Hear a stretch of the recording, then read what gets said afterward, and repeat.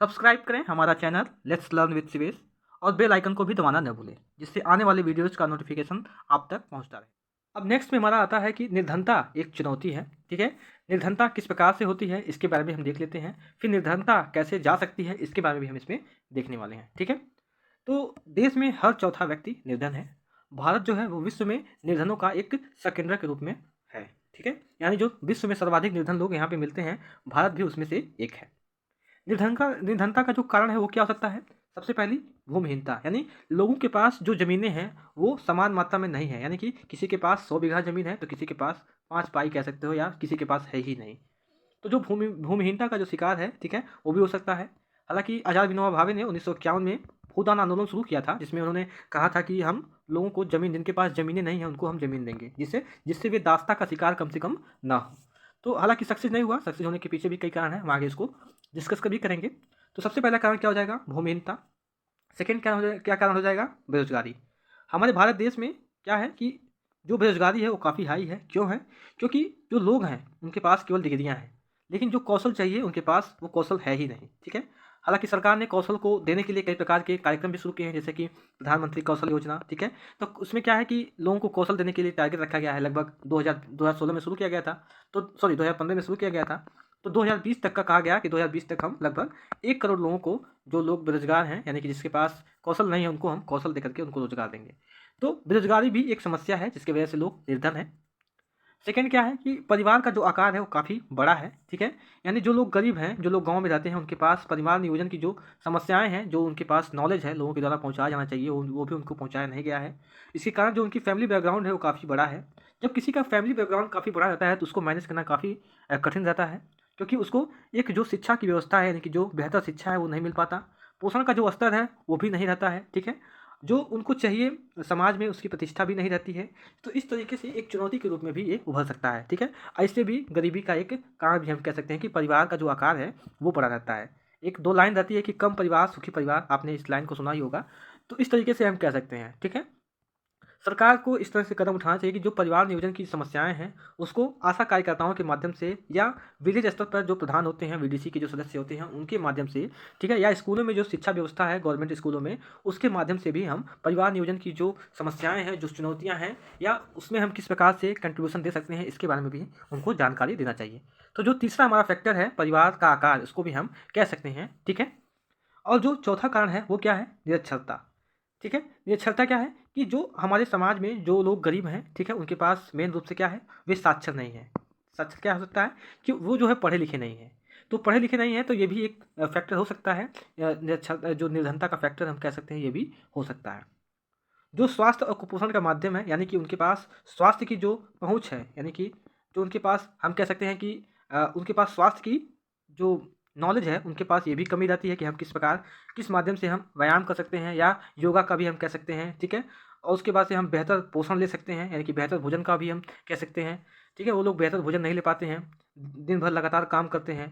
ठीक है, ये भी हम कह सकते हैं कि उनकी जो स्वास्थ्य व्यवस्था है इससे भी वो निर्धनता का कारण होता है, क्योंकि जब स्वास्थ्य उनका खराब रहता है तो वो पैसा कहाँ लगाते हैं? वो लगाते हैं अस्पतालों में। अस्पताल में जब पैसा लगाते हैं तो उनके पास पैसा नहीं बचता है। इससे जो उनके घर की शिक्षा व्यवस्था है, या जो उनके घर की आर्थिक स्थिति है, वो उसमें तंगी के रूप में आ जाती है। तो ये भी हमारा इनडायरेक्टली रूप से ये निर्धनता का कारण भी हो सकता है। हमने बताया कि कुपोषण का शिकार आदमी कब होता है? जब उसके पास बेहतर पोषण का जो स्तर है वो नहीं मिलता है। ये कब नहीं मिलता है? जब लोगों के पास पैसा नहीं रहता है, या जो लोग निर्धन हैं, या जिनके पास समझ नहीं है कि हम क्या खाएं और किस टाइम पे खाएं पिएं। ठीक है, तो ये भी एक कारण हो सकता है। और जो कुपोषण रहेगा तो वो भी, उसमें भी हमें स्वास्थ्य के माध्यम से हम इसको स्वास्थ्य में गिनती के रूप में कह सकते हैं, क्योंकि ये भी हमें अस्पताल में ही जाना पड़ेगा, फिर से वही पैसा देना पड़ेगा, फिर वही। ठीक है, तो इस तरीके से हम कह सकते हैं। अगर हम लास्ट में इसमें कहें कि बाल श्रम भी एक कारण है, क्योंकि आजकल आपने देखा होगा कि जो आजकल जो हम दुकानें होती हैं, आपने गांव में देखा होगा, कई बार शहरों में भी आपने देखा होगा कि दुकानें होती हैं, वहाँ पे लगभग 6 से 14 वर्ष के जो बच्चे होते हैं उनको काम पे लगा दिया जाता है। हालांकि जो उनका उम्र है वो क्या है? वो पढ़ने का उम्र है, क्योंकि जो उम्र होता है 6 से 14 वर्ष, ये आप कह सकते हैं कि ये एक ऋण के रूप में होता है। ऋण मतलब कि एक बेसिक होता है, एक मजबूत तना। जैसे किसी पेड़ को पालने के लिए सबसे पहले उसकी देखभाल करनी होती है। ठीक है, जब वो पेड़ काफ़ी बड़ा होता है, ठीक है, फिर उसके बाद से उस पर अगर हम ध्यान नहीं देंगे तब भी वो काम चल जाएगा। लेकिन शुरुआती स्तर पर जब कोई पेड़ रहता है, ठीक है, पौधा रहता है उसको हमने सबसे पहले मजबूती इस चीज़ में उसको पानी देना पड़ता है समय से, ठीक है, खाद देना पड़ता है, उसकी देखभाल करनी पड़ती है, तब जाके जब पेड़ बड़ा होता है फिर ऐसा नहीं करना पड़ता है। तो ऐसा हम बच्चे के रूप में भी दे सकते हैं कि जो छोटे बच्चे होते हैं 6 से 14 वर्ष के होते हैं वो एक बेसिक के रूप में होते हैं, एक छोटे पौधे के रूप में होते हैं।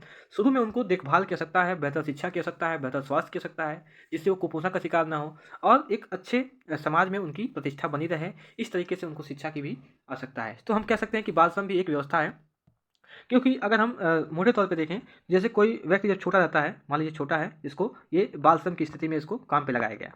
अब उसके बाद से जब ये बड़ा होगा तो इसके परिवार में भी, क्योंकि इसे बेहतर कौशल नहीं इसको शिक्षा भी कम मिला है, बेहतर कौशल भी नहीं आता है, तो जब इसके परिवार होंगे तो परिवार में भी ये गरीबी के शिकार होंगे, ठीक है? क्यों? क्योंकि जो गरीबी है वो एक चक्र है कि अगर कोई व्यक्ति गरीब है तो वो गरीब होता चला जाए, उसकी पूरी फैमिली जो है गरीब होती चली जाएगी। क्यों?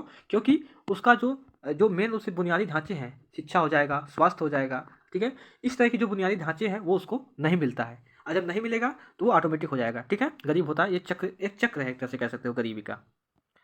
अब यहाँ पे बात आती है कि इसमें जो मेरा नेक्स्ट है वो क्या है कि निर्धनता के अभिप्राय क्या है। सबसे पहला हो जाएगा कि भूखमरी और आश्रय का न होना। सेकेंड हो जाएगा कि स्वच्छ जल और सफाई सुविधाओं का अभाव होता है। तीसरा हो सकता है कि नियमित रोजगार की कमी रहती है इसलिए भी। चौथा कहेंगे कि न्यूनतम शालीनता का स्तर रहता है, और लास्ट में हम कहेंगे कि असहाय की भावना के साथ वो लोग जीते हैं जो लोग गरीब रहते हैं, ठीक है? यानी उनकी किसी भी प्रकार की जो सुरक्षा रहती है वो नहीं रहती है, तो हम कह सकते हैं। अब यहाँ पे बात आती है कि सामाजिक दृष्टि से जो निर्धनता है वो क्या है, ठीक है? तो हम कहेंगे कि निरक्षरता का स्तर, कुपोषण के कारण। हम मेन रूप से आपको बुलेट पॉइंट के रूप में बता रहे हैं कि ये ऐसा हो सकता है, क्योंकि जब क्वेश्चन आते हैं तो मेन रूप से यही होता है कि जो सामाजिक दृष्टि से निर्धनता का जो स्तर है वो क्या हो सकता है, तो आपको बुलेट पॉइंट के रूप में इसको लिखना होता है, ठीक है? तो आप कह सकते हो कि जो निरक्षरता का स्तर है वो काफ़ी नीचे है भारत का। जो कुपोषण का कारण है वो भी एक हो सकता है। रोग प्रतिरोधक की जो क्षमता होती है, आपने देखा होगा कोविड-19 के समय में जो रोग प्रतिरोधक की क्षमता है लोगों की कम थी, इससे लोगों का डेथ काफ़ी अधिक मात्रा में रहा है, ठीक है? तो ये भी हो सकता है कि रोग प्रतिरोधक क्षमता की कमी हो सकती है। चौथा क्या हो सकता है कि स्वास्थ्य सेवाओं की कमी। हमने देखा होगा एक सर्वे में बताया गया कि जो 70% जो स्वास्थ्य सुविधाएं हैं वो शहरों में हैं, जहाँ पे मात्र कुल जो जनसंख्या है उसका 29% या 29 से 31% जो है लोग रहते हैं यहाँ पे, वहाँ पे 70% व्यवस्था की गई है। लेकिन गाँव स्तर पे अगर हम कहें तो जो गाँव स्तर पे देखें तो उसमें लगभग 71%, 70 से 71% लोग गाँव में रहते हैं, लेकिन वहाँ पे स्वास्थ्य सुविधाओं का जो प्रतिशत है वो मात्र 30% ही है, ठीक है? तो ये भी एक असमानता हो सकती है। रोजगार की कमी भी हो सकती है, ठीक है? असुरक्षित पेयजल यहाँ पे उपलब्ध नहीं है हमारे देश में गाँव स्तर पर, तो ये भी एक हो सकता है। जब व्यक्ति गरीब रहता है तो समाज में असमानता रहती है, ठीक है? व्यक्ति जो गरीब रहता है उसकी जो आर्थिक आय रहती है वो काफ़ी कम रहती है। यहाँ पे बात किया है कि रमेश तेंदुलकर समिति की। ये बेसिकली गरीबी रेखा के आकलन के लिए इस समिति का गठन किया गया था। कई बार मल्टीपल वाले एग्जाम में इसका आ जाता है कि कौन सी समिति गरीबी रेखा का आकलन की थी, तो आप बोलोगे कि जो तेंदुलकर समिति है वो गरीबी रेखा का आकलन उन्होंने किया था। यहाँ पे बात आती है कि जो बीपीएल है, ठीक है, गरीबी रेखा का आकलन ये कौन निर्धारित करता है, तो आप बोलोगे एनएसएसओ का निर्धारण जो है वो ये लोग करते हैं। अब यहाँ पे बात आती है कि ग्रामीण लोगों में, ठीक है, लगभग 2400 कैलोरी प्रतिदिन जो लोग होते हैं, ठीक है, उनके पास जो भोजन करने की कैलोरी क्षमता होती है लगभग 2400 कैलोरी प्रतिदिन वो लोग खाते हैं, और वो 816 रुपये प्रति माह कमाते हैं। ये हमने बताया ग्रामीण की। अगर हम कहें कि शहरों की, तो शहर में लगभग 2100 कैलोरी प्रतिदिन वो लोग खाते हैं और 1000 प्रति माह जो है वो लोग कमाते हैं, ठीक है? यहाँ पे बात आती है कि निर्धनता का जो कारण है वो मेन रूप से क्या हो सकता है, ठीक है? अगर हम देखें, ठीक है, तो इसमें सबसे पहला क्या हो सकता है कि ब्रिटिश औपनिवेशिक शासन के दौरान आर्थिक विकास का जो स्तर था वो काफ़ी निम्न था, एक कारण ये भी हो सकता है। दूसरा क्या हो सकता है कि औपनिवेशिक सरकार की नीतियों के लिए पारंपरिक हस्तशिल्प कार्य को नष्ट कर दिया। अगर हम पारंपरिक हस्तशिल्प कार्य के रूप में कहें, जैसे जब ब्रिटिश सरकार की गवर्नमेंट थी तो उस समय जो लोग हथकरघा में काम करते थे, जो लोग अपना नाई के रूप में काम करते थे, जो लोग कुम्हार थे, ठीक है, उन लोगों का जो रोजगार था उनको उन्होंने छीन लिया। उन्होंने इसको ब्रिटिश से मंगवाते थे, इससे क्या हो जाए कि जो लोकल रूप में जो लोग बनाते थे वो नष्ट हो गए। तो इस तरीके से हम कह सकते हैं कि जो औपनिवेशिक सरकार की नीतियाँ थी उससे जो हस्तशिल्प का जो कार्य था वो हमारा नष्ट हो गया। अब यहाँ पे थर्ड में आता है वस्तुओं और उद्योग के विकास को हतोत्साहित किया। तीसरा क्या हो सकता है कि जनसंख्या का जो वृद्धि है वो काफ़ी मात्रा में बढ़ा, ये भी एक फैक्टर हो सकता है। उच्च निर्धनता और आय की जो असमानता थी ये भी एक फैक्टर हो सकता है कि उस समय जो लोग थे वो काफ़ी निर्धन थे, क्योंकि उनके पास जो आय थी वो काफ़ी मात्रा में कम थी, ठीक है? अब नेक्स्ट में आता है कि सिंचाई और हरित क्रांति के प्रसार से क्षेत्र में रोजगार के अधिक अवसर सृजित हुए, लेकिन इनका प्रभाव कुछ सीमित भागों में हुआ। आपने पता ही है कि जब हरित क्रांति हमारे भारत देश में आई थी तो उस समय हरियाणा, पंजाब और यूपी के जो वेस्टर्न पार्ट हैं, मात्र वहीं पर हरित क्रांति की जो झलक थी वो दिखाई दी और वहीं पर किसानों को फ़ायदा भी हुआ। जो बाकी हमारे एरियाज़ थे वहाँ पे इस प्रकार की जो चीज़ें थी वो फ़ायदा उसमें नहीं हुई। तो ये भी एक फैक्टर हो सकता है।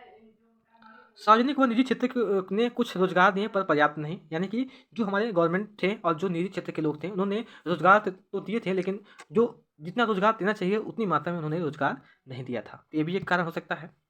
यहाँ पे बात आती है कि सामाजिक, सांस्कृतिक और आर्थिक कारण के रूप में भी हम जो हमारा कारण है ये भी हमारा निर्धनता का कारण हो सकता है। शहरों में उपयुक्त नौकरी न पाने वाले पर लोग जो है वो झुग्गियों में रहने पर लगे, यानी कि जो लोग शहरों में जाते हैं, अगर उनके पास पैसा नहीं रहता है लेकिन उनको शहर में ही रहना है तो वो लोग रूम जो है बेहतर नहीं लेते हैं, वो लोग झुग्गियों जो रोड के किनारे होते हैं झुग्गी, वहाँ पर बना के रहते हैं। जैसा ने आप देखा होगा कई बार शहरों में कि जो लोग ठेले लगाते हैं, जो लोग रिक्शे वाले रहते हैं, वो लोग क्या होते हैं, वो लोग बेसिकली जो जो सड़कें होती हैं उनके बगल में ही टेंट के रूप में छा करके झुग्गियों के रूप में अपना निवास करते हैं। यहाँ पे रात में आराम करते हैं, फिर दिन में अपना रिक्शे लेकर के या ठेले लेकर के अपना काम पे चले जाते हैं। तो ये भी एक कारण हो सकता है, ठीक है, गरीबी का। अब यहाँ पे बात आती है लास्ट में कि परिसंपत्तियों के पुनर्वितरण का सही से नहीं होना, ठीक है। हमने इसका पहले भी जिक्र किया है कि जो आचार्य विनोबा भावे ने 1951 में शुरू किया था, ठीक है, भूदान आंदोलन, उस समय ये कहा गया कि जो इसके पास अधिक भूमि है उनका वितरण गरीबों में कर दिया जाएगा, लेकिन ऐसा हुआ नहीं। इसकी जो नीति थी, यानी कि इसका जो पॉलिसी थी, ये बेहतर नहीं थी। जितनी मात्रा में चाहिए उसकी बेहतर वो मतलब जो नीति थी उसको फॉलो नहीं किया गया जितना चाहिए था। तो जो भूमि का पुनर्वितरण है या संपत्ति का पुनर्वितरण है वो भी नहीं हो सकता है। तो ये भी एक फैक्टर हो सकता है। क्लियर है? तो ये हमारा कारण हमने देखा कि जो निर्धनता का बेसिकली फैक्टर है वो क्या हो सकता है। तो अब आते हैं नेक्स्ट में। अब नेक्स्ट में हमारा आता है कि निर्धनता विरोधी उपाय हैं ये क्या हो सकते हैं। तो सबसे पहला उपाय क्या हो सकता है कि आर्थिक समृद्धि को प्रोत्साहन देना, यानी कि आर्थिक विकास से सृजित अवसरों से निर्धन लोग प्रत्यक्ष लाभ नहीं उठा पाए हैं। इसके अतिरिक्त कृषि में समृद्धि अपेक्षाकृत काफ़ी कम रही है। इसका कारण क्या हो सकता है? इसका कारण हो सकता है कि प्रचंड बेरोजगारी। दूसरा हो सकता है कि लगभग 65% जो जनसंख्या है वो भी इसी पर निर्भर है। किस पे? कृषि पर निर्भर है, ठीक है। जनसंख्या वृद्धि दर लगातार बढ़ रही है, उत्पादकता में जो कमी है वो लगातार भी आ रही है। जो हमारा डेवलपमेंट ऑफ टेक्नोलॉजी है वो भी काफ़ी मात्रा में कम रहा है, ठीक है। इसके लिए हमने इनाम जो पोर्टल है उसको हमने शुरू किया है। उसके बाद से निम्न आय है ये भी हमारा हो सकता है। तो हमने देखा कि जो फैक्टर है निर्धनता विरोधी उपाय के ये हो सकते हैं, इसमें हमें सुधार की आवश्यकता है। क्लियर है?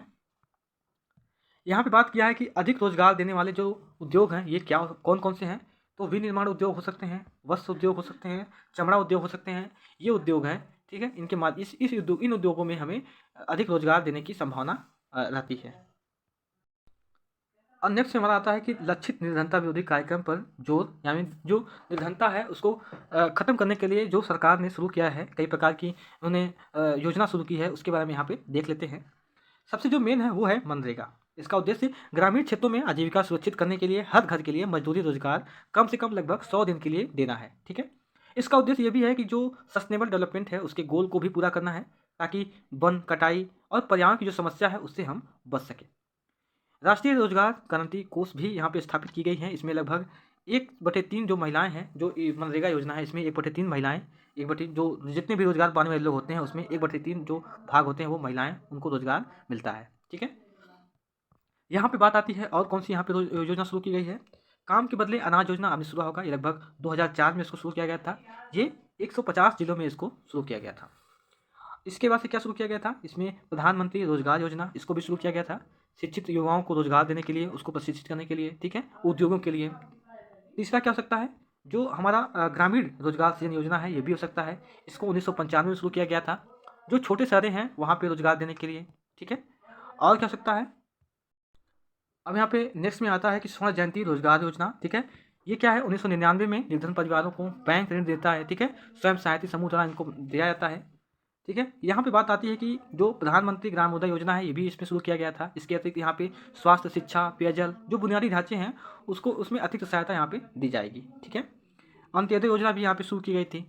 अब यहाँ पे अगर हम एक मैपिंग के जरिए देखें कि यहाँ पे जो गरीबी के कारण है वो क्या हो सकता है, तो आप बोलोगे यहाँ पे कि जो गरीबी है उसके जो फैक्टर हैं क्या हो सकते हैं। हमने ऊपर भी जिक्र किया है कि औपनिवेशिक काल हो सकते हैं, जनसंख्या वृद्धि हो सकती है, ठीक है, कम शिक्षा हो सकती है, भ्रष्टाचार भी हो सकता है। तो इस तरीके से हमने देखा कि कमजोर संस्थान हो सकते हैं, सीमित जो प्राकृतिक संसाधन ये भी हो सकते हैं। ये हमारे गरीबी के कारण के फैक्टर भी हो सकते हैं। क्लियर है?